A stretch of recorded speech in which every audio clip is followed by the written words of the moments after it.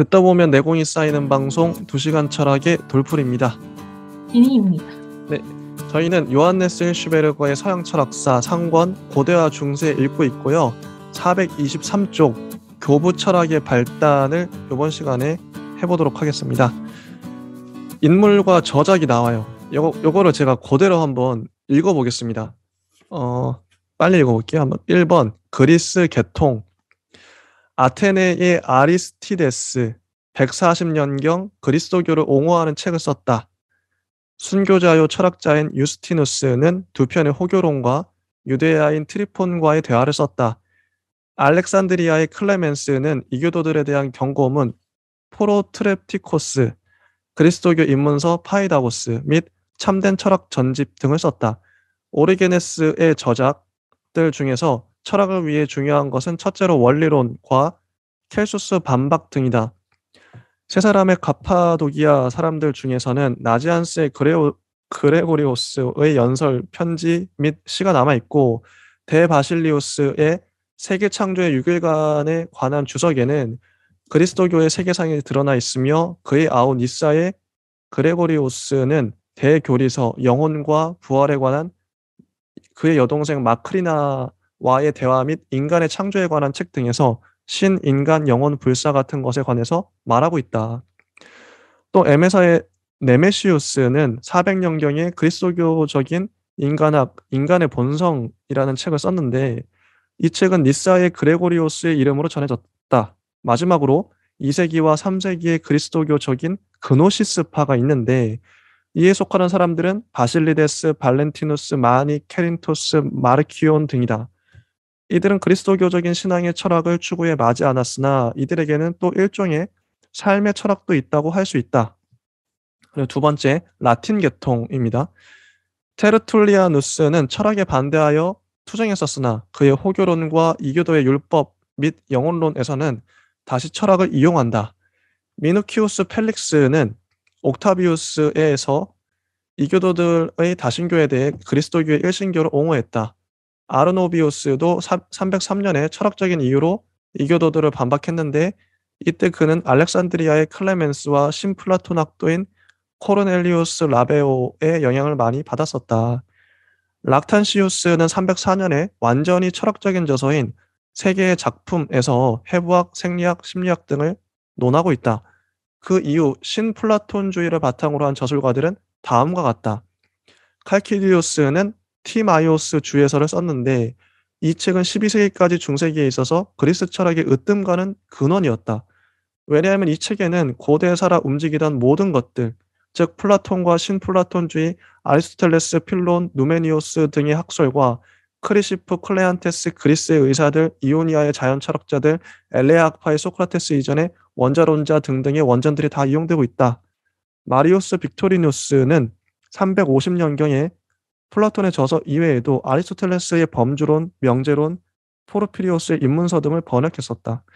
마크로비우스는 키케로의 스키피오의 꿈의 주해설을 썼는데 이 책은 신플라톤 학파의 유추해설과 또 예컨대 존재에 대한 선과 빛의 위치, 영혼이 육체 안에 사로잡혀 있다는 사실과 관상적인 생활을 함으로써 정화와 일치라는 길을 통해 영혼을 육체에서 해방시켜야 한다는 과제 등등의 사고 경향을 가진 이론들을 중세기에 전해주었다. 끝으로 마르티아누스 카펠라가 있는데 그는 메르쿠리우스와 필로로기아의 혼인이라는 일종의 백과전설을 중세기에 남겨주었다. 이 책은 7가지의 자유학과에 대한 고대의 이론을 전해주는 것이다. 교부 철학의 점차로 집중적으로 물어들어간 점들은 신앙과 지식의 관계, 신의 인식, 신의 본질과 작용, 로고스, 창조, 인간, 영혼, 윤리적인 질서 등이었다. 예, 이렇게가 인물과 저작입니다. 자, 이거 보시면서 진희님은 어떠셨나요? 저는 그 교부 철학의 시대도 나름 나눌 수 있겠구나라고 생각을 했고요. 실제로 나누어지기도 하는데 그 세기가 조금 세부적으로 나누어져 있어서 크게 의미는 없겠으나 뭐 인물을 중심으로 해서 나눈다라고 정도는 알고 있는데요. 그럼 어떤 사람은 뭐 그리스 계통이고 어떤 사람은 뭐 라틴 계통이고 뭐 이런 식으로 나눠져 있고 각각 우리가 앞에 시간에서도 얘기를 했지만 플라톤을 많은 수 인용하고 이후에 또 아리스토텔레스를 많이 차용하고 뭐 이런 경향성이 있다고는 하는데요. 그게 왜 그렇게 나타났을까를 좀 궁금해했거든요. 제 나름대로 뭐 정리는 했지만 네. 그 질문에 대해서 어떻게 생각하시나요? 왜 이렇게 나눴을까요? 그리스 계통은 그리스 계통끼리 또는 라틴 계통은 라틴 계통끼리.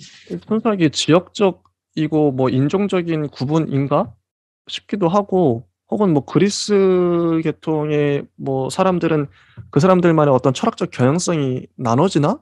뭐 자세하게는 모르겠어요. 왜 이렇게 나눴는지에 대해서는 책에도 설명이 안 나오기 때문에. 근데 그건 알 것 같아요. 네네.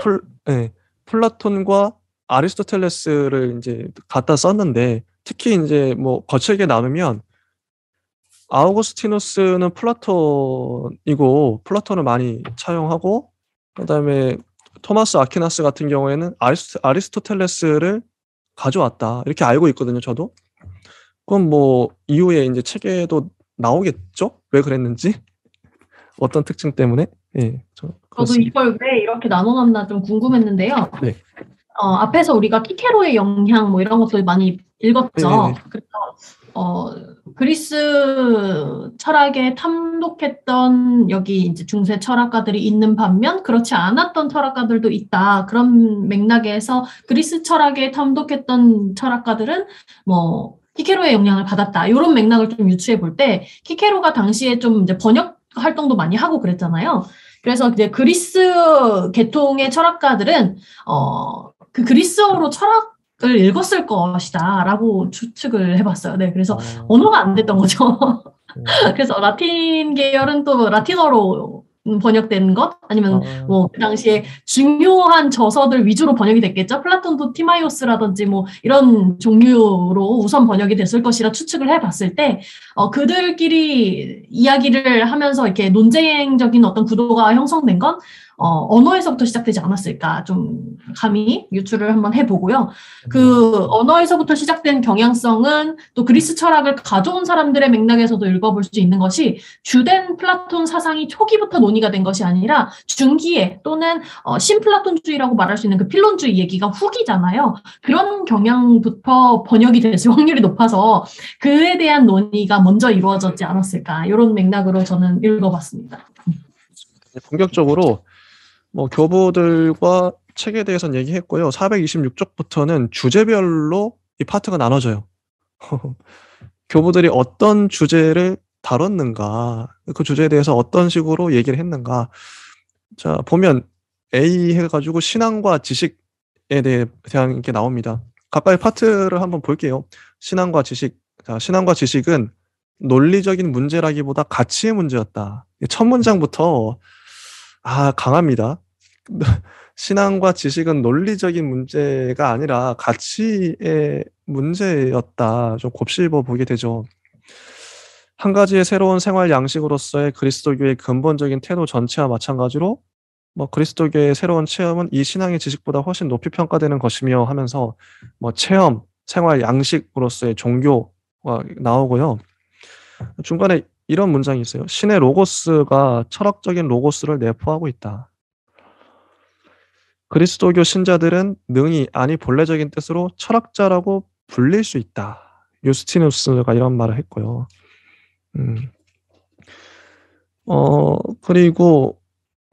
그리고 신앙과 지식을 확연히 구별짓는 일은 교부 철학 전체와 아우구스티누스도 알지 못하고 있었다. 이런 문장도 있습니다. 자, 요게 이제 한 파트고, 또 다음 파트가 신앙이 앞서는 것이냐, 사고가 앞서는 것이냐. 이게 중요했던 것 같아요. 근데 아우구스티누스의 대답은 원래는 신앙이 앞서는데 그 신앙을 사고가 인식을 해야 될 거 아니에요? 그러니까 사고가 신앙을 약간 앞선다. 이렇게 얘기를 했던 거죠. 그러니까 결과적으로 계시된 신앙의 우월성이 보장됨과 동시에 다른 편으로는 앞으로 태어날 신앙에 관한 학문의 가능성이 열려 있게 되었다. 이렇게 해서 일종의 부정신학과, 부정신학은 다 부정하는 거죠. 신은 이게 아니다. 뭐 이런 게 아니다. 이렇게 부정했던 거고 긍정신학, 긍정하는 신학이 생겨날 수 있게 되었다. 뭐 이런 얘기가 나옵니다. 합리적인 지식의 합리적인 면과 신앙의 비합리적인 면으로 당시엔 나눠져 있지 않았고 당시에는 아우구스티누스의 말과 같이 신앙이 곧 사고다. 신앙이 곧 생각하는 거야. 네 생각이 곧 신앙이야. 이런 얘기죠. 근대 철학의 문제점들이 터전히 잘 마련됐다. 이 시대에. 요런 거. 네. 자, 요 신앙과 지식 파트 진희님은 어떻게 보셨나요? 신앙과 지식만 따로 떼어서 저는 보기보다 그냥 쭉 읽었습니다. 그래서 이 교부 철학은 사실 중세 철학의 초창기, 그것도 교부 철학의 매우 첫 부분에 나오는 부분이라서 그것이 뭐 첨예한 어떤 완전한 형태의 체계를 갖춘 형태는 아니지만 그 직전에 어떤 뭐 영혼은 어디서부터 오는가, 뭐 영혼이나 신이나 여러 가지 키워드에 대해서 일단 논의 자체가 되었다라는 맥락에 쭉 읽어 나갔습니다. 좋습니다.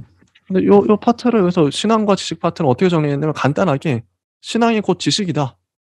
는으로 수학의 그 기호 당시에 중세 교부들이 봤을 때 신앙이 지식이야. 지식이 신앙이고 이렇게 정리를 했고요. 자, 두 번째 신에 대한 인식. 요거는 자, 신에 대한 근거와 가능성을 고찰했죠. 그거에 대해서 본성적으로 그러니까 인간은 신앙에 의해서 신의 존재를 인식할 수도 있고 인간이 타고난 본성 내가 기독교인이 아니더라도 본성적으로 인간이라면 신을 인식할 수 있어. 이런 얘기를 합니다. 이런 주장. 그리고 인간은 공통적인 감각이 있기 때문에 세계의 질서와 아름다움에 마주치게 되면 이 조화의 원인으로서 세계 창조자가 있다는 관념을 얻게 돼. 저절로. 이런 식으로 정리를 했어요. 혹시 뭐 하실 말씀 있으실까요? 네, 일단은 계속 한번 진도를 나가볼게요. 그 다음에 428쪽 신의 본질에 대해서 자, 신의 본질이 문제될 때에 신이 무엇이라고 말하기보다 무엇이 아니라고 말함으로써 이게 부정신학이죠. 우리가 지지난 시간인가 했던 부정신학. 신이 무엇이 아니야. 되게 충격적이었어요. 놀라웠어요. 아, 이런 식으로 신을 증명할 수 있구나. 뭐 이런 식으로 증명하기도 하고. 근데 부정신학이요. 이 전체 맥락을 읽어보면 신은 무엇이 아니야. 요건 신의 초월성에 대한 강조로 이어져요.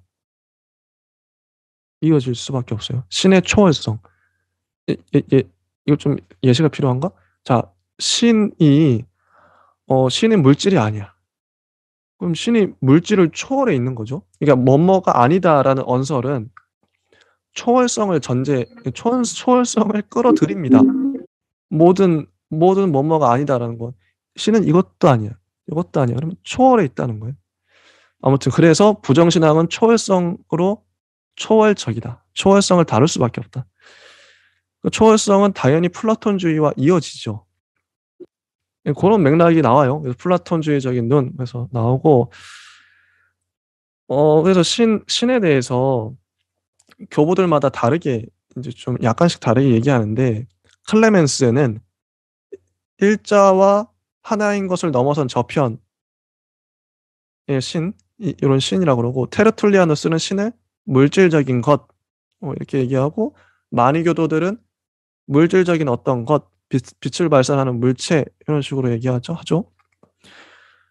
오리게네스 이런 식으로 계속 초기에 논쟁이 많이 됐던 거죠. 신이 물질이냐 아니면 뭐 물질이 아니냐 뭐 이런 식으로. 오리게네스는 이걸 정리합니다. 영원한 신은 물체의 세계처럼 변화하지 않고 신은 정신이요 연장이 없는 것으로서 공간에 얽매이지 않으며 나눠질 수 없고 그러기에 절대로 물체적인 것일 수 없다. 요 맥락. 자, 세 사람의 가파도기아인들은 신이 물질이 아니며 초월해 있다. 이렇게 주장을 해요. 이거 보면은 초기부터 이 맥락을 따라가다 보면 어떤 게 보이냐면 초기에는 신을 물질이라 그랬다가 이게 점점 물질성이 옅어져요. 신이 비물질이라고 후기에 뒤로 갈수록 좀 비물질이라고 주장을 합니다, 사람들이. 요런 흐름이 있어요, 전반적인 흐름이. 요 문장만 봤을 때. 자, 물질에서 비물질로. 비물질은 초월이죠, 초월. 신의 초월성을 강조한 거예요. 신이 물질이 돼버리면 초월이 아니니까. 신이 아니게 되니까. 전 이게 논리적으로 당연한 결과이자 수순이지 않았나? 신의 본질에 대해서 이렇게 생각을 했어요, 저는. 자, 진희님 뭐 하실 말씀 있나요? 부정신학, 긍정신학에 대해서 그렇게 정리를 할 수도 있겠지만 신의 본질이란 무엇인가? 라고 질문을 던지면 신은 이렇게 하면서 이제 뭐 이것저것 우리가 앞에 아리스토텔레스부터 쭉 해왔던 그 빈사 개념을 계속 붙이게 되죠. 문장 안에서 신이라는 주사와 신은 무엇이다라고 하는 여러 가지 형용수사의 빈사들.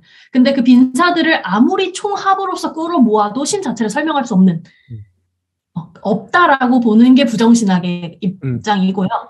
그 뭐라도 설명을 하면 신을 얘기할 수 있다라고 보는 게 이제 긍정신학의 입장으로 알고 있는데요. 네. 그랬을 때 신의 본질 지금 교부 철학에서 얘기를 하는 맥락이 이제 살짝 걸쳐져 있죠. 긍정신학과 부정신학의 어떤 한 맥락에서. 그리고 이제 이후로 나가게 될수록 플라톤 얘기를 주로 하게 되면서 부정신학적인 뉘앙스를 많이 띠게 될 텐데 그 맥락을 여기 안에서 다 알아볼 수는 없겠지만 그 이제 용어들을 좀 정리를 해 가시면서 읽어보시면 되겠습니다. 429쪽 창조를 어떻게 봤냐? 자, 이 창조 문제죠, 이거. 어떻게 하면 사람들이 이 창조의 개념을 철학적으로 올바르게 해석할 수 있을까? 이 교부들이 고민했어요. 그래서 클레멘스는 뭐 플라톤의 영향을 받아 창조의 밑바탕에는 모범이 되는 이데아들이 있고 창조는 예지의 세계가 현실화된 것이라고 본다. 그러나 그는 플라톤과 신플라톤주의와는 달리 성서에 알맞춰 무로부터의 창조라고 하는 개념을 끌어들여요. 솔직히 무로부터의 창조 이것도 좀 두 가지가 있겠죠. 무로부터의 창조라는 게 아무것도 없는 데서 빛이 있어라 하니까 빛이 있고 이렇게 만들어내는 말로 신은 언어 로고스로 이제 창조해버렸는데, 그러니까 아무런 재료 없이 만들어낸 창조이기도 하고 태초에 아무것도 없는 제로 베이스에서 신 혼자만 있는 거예요. 우주에 빅뱅처럼 신 혼자만 있고 갑자기 모든 게 팡 터져가지고 무로부터 유가 딱 나왔다. 근데 성경적으로 따지면 이 두 가지 맥락 중에서 하나만 맞죠. 태초에 뭐가 있었죠. 그 곳에 창세기 1장 2절 읽어보시면 압니다. 있었어요. 물도 있고 어둠도 있고 혼돈 위에 하나님의 영이 막 떠다녀요. 뭔가 있었어요. 성경대로 하면. 근데 어떤 무로부터의 창조라고 하는 개념을 끌어들인다. 이런 창조는 신의 의지의 작용을 바탕으로 해서 시간 안에서 행해진다. 이 시간이 또 중요하게 다뤄집니다. 시간을 어떻게 볼 것인가. 시간이라는 계기가 여러 가지 어려움들을 불러일으켰다. 재밌었어요.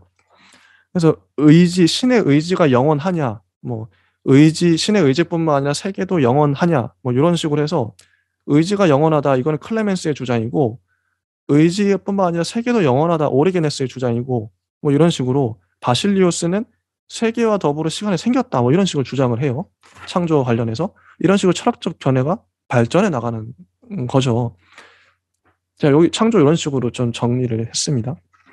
진희님은 뭐 하실 말씀 있으실까요?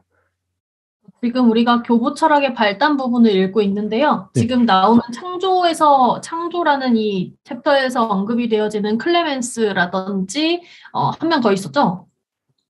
오리게네스, 바실리우스. 네, 오리게네스 맞죠? 네, 오리게네스. 오리게네스와 그 클레멘스가 주로 활동했던 이 시기가 교부 철학에서의 중기에 해당되는 시점이래요. 그래서 그 초기와는 좀 구분되는 양상이 있었을 것이고, 클레멘스가 이렇게 첨예한 개념이라든지 이런 쪽에 탐닉했던 이유는 뭐 각지를 돌아다니면서 철학부터 배웠다고 하더라고요. 그래서 신학에서부터 시작한 사람이 아니라 철학과 더불어서 같이 이야기되었던 그런 사람들이었고, 여기서부터 교부 철학이 조금 더 이제 철학적으로 방향성을 많은 수 틀었고, 그에 대해서 이제 아까 말씀하셨다시피 신이 먼저 존재했다라는 개념, 신의 선제라고 번역을 하고 있어요. 먼저 선자에 존재 제자. 그래서 그런 개념에 대한 좀 구체적인 이야기들이 여기에서부터 이제 논의가 됐다고 합니다. 그래서 창조라는 태토에 들어가 있나 봐요. 그렇습니다. 그리고 430쪽에 보면 로고스 얘기가 나오는데요. 자, 항상 창조론과 로고스 사상이 서로 연관되어 있었대요. 당시에는 로고스가 일종의 유행어 같은 것이었나 봐요. 그래서 많은 사람들이 로고스에 대해서 얘기를 했다고 합니다.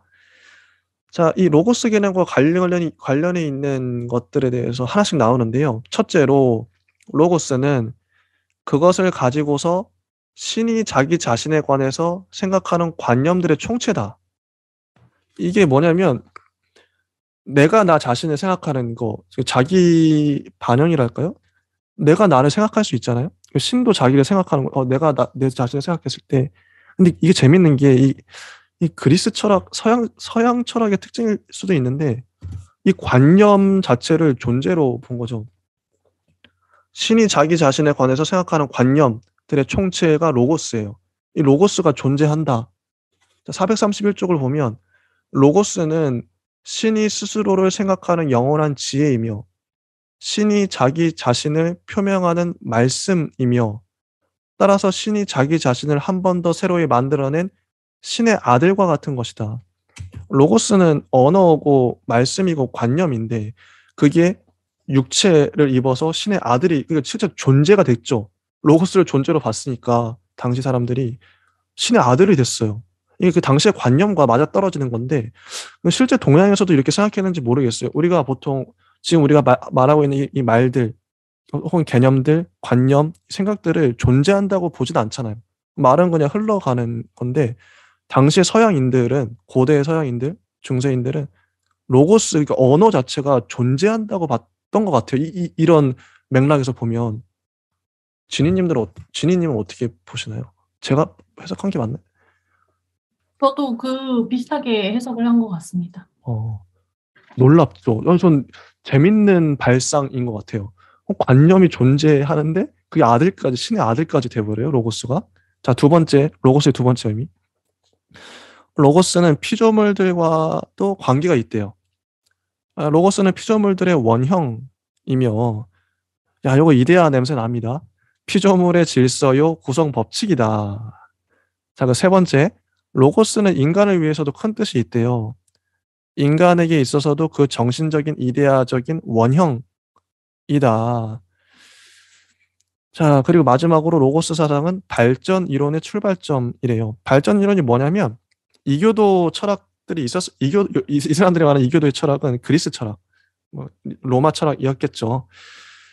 그리스 철학 안에 이미 그리스도교의 씨앗이 있었다는 거예요. 그래서 이교도 철학자들, 그리스 철학자들은 그리스도교 신자였다.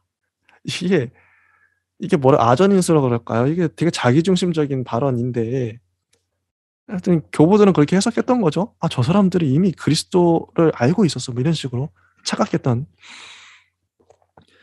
자, 이런 내용입니다. 로고스는. 혹시 진희님은 로고스 관련해서 하실 말씀이 있으실까요?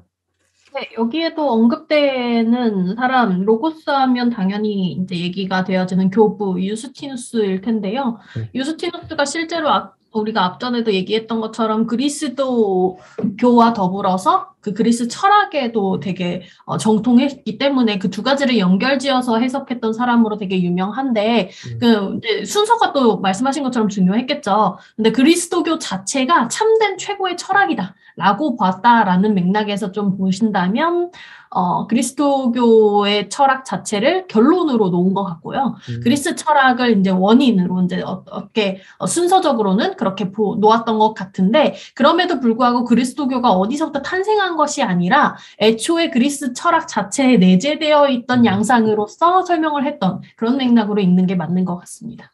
맞아요. 네, 재밌는 건요. 실제로 지금 이제 교회 목사님 중에도 이렇게 생각하는 신도 중에도 이렇게 생각하는 사람이 있을 수 있다. 저는 있는 것 같아요. 뭐라고 말은 안 하겠지만. 자, 그 다음에 432쪽에 인간이라는 파트인데요. 교부 철학은 인간에 대해서 특별한 주의를 쏟았다. 자, 읽어볼게요. 자, 이거는 근데 지금도 마찬가지로 이렇게 생각하는 사람들이 많아요. 볼게요. 인간은 피조물들의 왕이다. 니사의 그레고리오스와 네메시우스는 존재가 생명이 없는 물체, 식물, 동물, 인간 등으로 층계가 지어져 있다고 생각하는데 인간은 존재의 이러한 단계 구조 중에서 가장 높은 곳에 있다. 오직 천사만이 인간보다 더 높은 것이다. 인간은 모든 것들을 자기 밑에 거느리고 그리고 또 자기 안에 내포하며 따라서 하나의 소우주가 됨으로써 눈으로 볼 수 있는 세계를 완성해 나간다.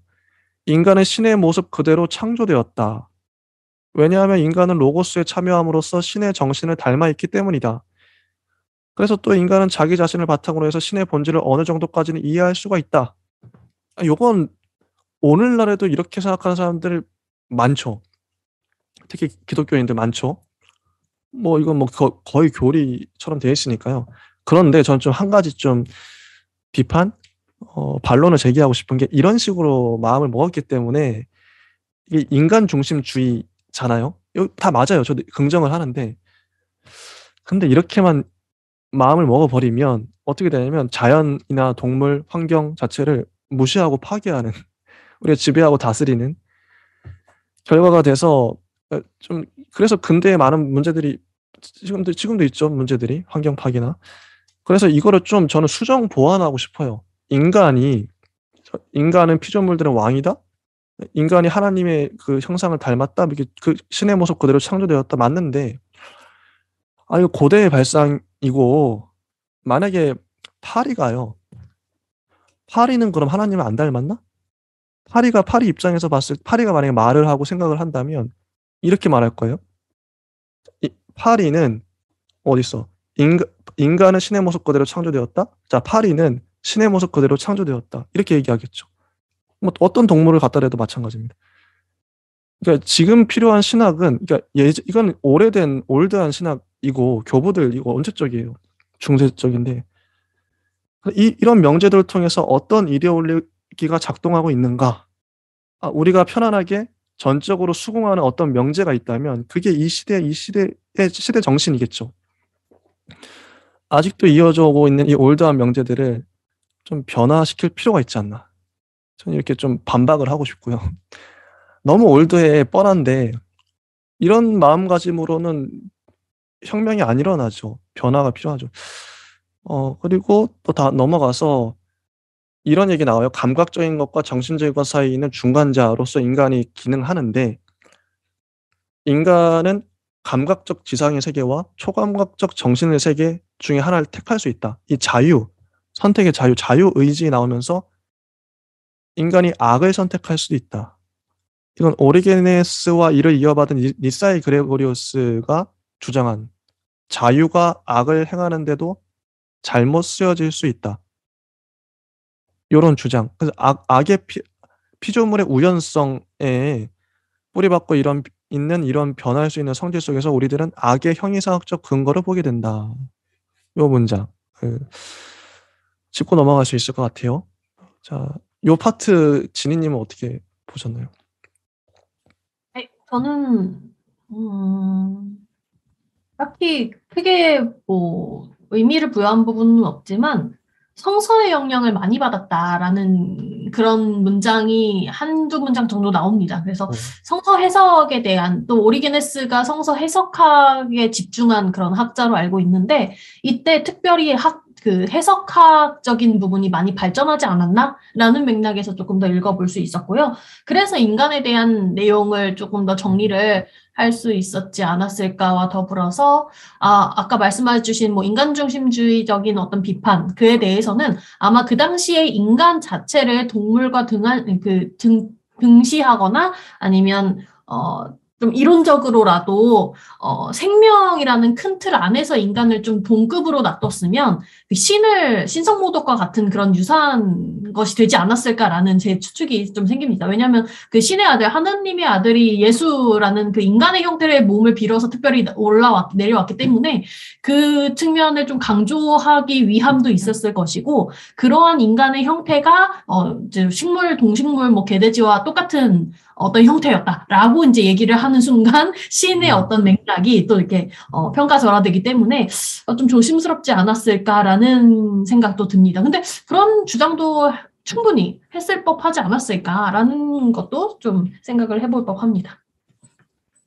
영혼과 윤리가 남았는데 이걸 5분 안에 끝내볼게요. 시간이 그거밖에 안 남았기 때문에. 자, 영혼 좀 길지만 영혼에 대해서 정리하면 이런 거예요. 아까 나왔던 뉘앙스인데 물체, 그러니까 영혼이란 무엇인가? 테르툴리아누스는 물체라고 봤고 오리게네스는 정신이라 봤고 그레고리우스는 비물질적이다. 이게 달라지고 있어요. 이 관점이 물체에서 점점 비물질적인 것으로 옮겨가고 있습니다. 이런 관점이 하나가 있고요. 그리고 영혼에 대해서 영혼과 육체의 통일은 어떻게 보장되는가? 요 관점, 요 논쟁, 영혼과 육체가 어떻게 통일될 수 있나? 요거를 많이 생각했던 것 같아요, 교보들은. 이원론을 어떻게 하나로 진정한 통일을 만들 수 있을까? 그리고 마지막으로 영혼의 기원에 관한 물음. 특별히 어려운 문제, 제가 생각해도 어려운 것 같아요. 이게 출생설은 부모의 생명이 자식한테 옮겨졌다. 이거 그게 출생설, 전이설 이런 거죠. 이거는 테르툴리아누스와 니사이 그레고리우스의 주장이고 창조설. 요거는 어떤 사람은 그 영혼이 신에 의해 독자적으로 창조되었다. 이게 창조설인데 클레멘스, 락탄시우스, 활라리우스 및 대부분의 교보들이 창조했다. 창조해서 아이 상태일 때 배에 넣어줬나? 엄마 배? 아무튼 잘 모르겠어요. 어떻게 그 메커니즘은. 이런 식으로 오리게네스 네메시우스는 영혼이 미리부터 있었다. 옛날에 만들어졌다. 모르죠, 솔직히. 영혼이 언제부터 생겼는지. 여러 설이 있습니다, 썰이. 그리고 영혼이 불멸한다는 것에 관해서는 처음부터 분명했다. 자, 요런 거. 진희님은 이 영혼 파트 어떻게 좀 보셨나요? 좀 주목했던 부분이 있을까요? 앞서서 이제 인간에 대해서 얘기를 했던 측면과 연결이 된다고 생각을 했고요. 인간에게 있어서 특별한 영혼 이렇게 시작하고 있죠. 그것처럼 우리가 신학에서 시작해서 형이상학으로 넘어가고 형이상학 안에서 우리가 인간과 영혼에 대해서 얘기를 하는데 또 영혼이라고 이렇게 한 문단으로 정리를 해서 있는 것과는 조금 더 들어가야 될 측면이 분명히 있고요. 영혼을 따로 이해를 한 학자들도 이 시기에 있었다고 합니다. 영 따로, 혼 따로 이런 식으로. 그리고 또 여기에서 이제 우리 책에서도 언급이 되는 엔텔레케이아라고 하는 맥락과 플라톤의 에이도스 이 두 가지 용어가 철학과 더불어서 다르게 해석이 된다라는 지점을 좀 한번 생각을 해보셔야 될 텐데 플라톤의 이데아의 관점에서 본다면 우리가 이데아의 해석 안에서 아리스토텔레스와 다른 지점이 분명히 존재하죠. 이데아는 현상계와 섞일 수 없는 어떤 것. 그래서 이제 영혼이라는 어떤 이성적으로 볼 수 있는 형이상학적인 형태로서의 이데아. 그렇게 말을 한다면 플라톤의 이데아적인 영혼 이에 대한 해석 이렇게 연결이 될 수 있겠고 그거 말고 다른 해석을 차용한 이제 여기 중세 철학의 교부들을 한번 살펴보면 여기 엔텔레케이아는 플라톤의 이데아를 아리스토텔레스적으로 말을 한 것이 엔텔레케이아다라고 우리가 이제 엄청 앞에서 했었어요. 그래서 그것이 이제 플라톤의 이데아와 뭐가 다르냐를 정리를 해야 될 텐데요. 그것이 결국은 우리가 완전 현실태다라고 얘기를 하면서 형상과 진료설 이렇게 해서 나눠서 봤던 바를 떠올려봐 주시면서 가능성과는 조금 다른 차원의 완전 현실태로서 존재하는 엔텔레케이아. 그래서 이제 여기 이제 중세 철학에서도 신학과 더불어서 형이상학 체계를 구성하고 활용하는 데 있어서 아리스토텔레스적으로 얘기를 했느냐, 엔텔레케이아적으로 얘기를 했느냐, 아니면 플라톤의 이데아적으로 이제 말을 했느냐에 따라서 되게 다른 어떤 교부들의 이야기가 펼쳐질 것 같은데 그 맥락은 좀 많이 빠져 있고요. 좀 넘어가면서 우리가 좀 더 유추로서 또 윤리와 더불어서 같이 양심의 차원도 비슷한 양상으로 펼쳐지거든요. 그래서 그 부분도 나름대로 공부를 앞서 이렇게 돌이켜 가시면서 정리를 해 가시면 또 더 풍성하게 읽을 수 있지 않을까 싶습니다. 1, 2분 남아서 윤리가 마지막인데요. 그리스 사상과 그리스도교가 쉽게 종합된다고 하는데 플라톤과 스토아가 앞서간 단계로 돼서 많이 영향을 받았던 것 같아요. 양심이 나옵니다. 에픽테토스는 시네이데시스, 양심이라는 개념을 알고 있었으며 필론도 알고 있었다. 그래서 교보들도 이 용어를 이어받아 썼던 거죠. 이 양심은 객관적인 자연 법칙을 주관적으로 표현한 것이며 동시에 신의 의향이기도 하다. 그래서 이렇게 이제 좀 정리할 수 있을 것 같아요. 예. 진희님 혹시 마지막으로 하실 말씀 있으시면 하고 끝내죠. 네, 양심의 어원이 마지막에 언급이 되는데요. 우리가 양심을 영어로 했을 때 콘사이언스 할 때 이제 여기서는 콘스키엔시아 이렇게 해서 이제 어원이 키게로가 이제 얘기했던 그 어원이 나와 있고 그 양심이 이제 어떤 방식으로 나왔냐 하면 그리스 사상과 그리스도교가 결합되면서 플라톤이 이제 신을 닮으라라고 얘기했던 바 이데아에 대한 얘기에서부터 윤리학과 더불어 로고스에 대한 맥락이 기독교 철학과 더불어서 섞여지면서 신의 정신에만 어떤 고유한 선 그 자체를 가질 수 있다라고 이제 이 맥락들을 가지고 와서 여기 입맛에 맞게끔 잘 버무렸던 거죠. 그래서 이제 이런 플라톤주의가 분명하게 드러나는 안에서 이제 필론과 키케로와 이런 교부들의 영향관계 그리고 마지막에 자연 법칙을 어떤 주관적으로 표현하면서 신의 의향을 읽어내려고 하는 맥락에서의 양심 이렇게 읽어주시면 되겠습니다. 좀 복잡하긴 했지만 분명히 흐름이 있고요. 좀 완전하지 않지만 이들 나름대로의 어떤 논의 자체가 있었다라는 쪽으로 정리를 해주시면 금방 끝날 수 있을 것 같습니다. 네, 좋습니다. 여기까지 하고요. 다음 시간에는 드디어 아우구스티누스 나옵니다. 재밌을 것 같아요. 다음 시간에 한번 뵙도록 하겠습니다. 예, 감사합니다. 감사합니다.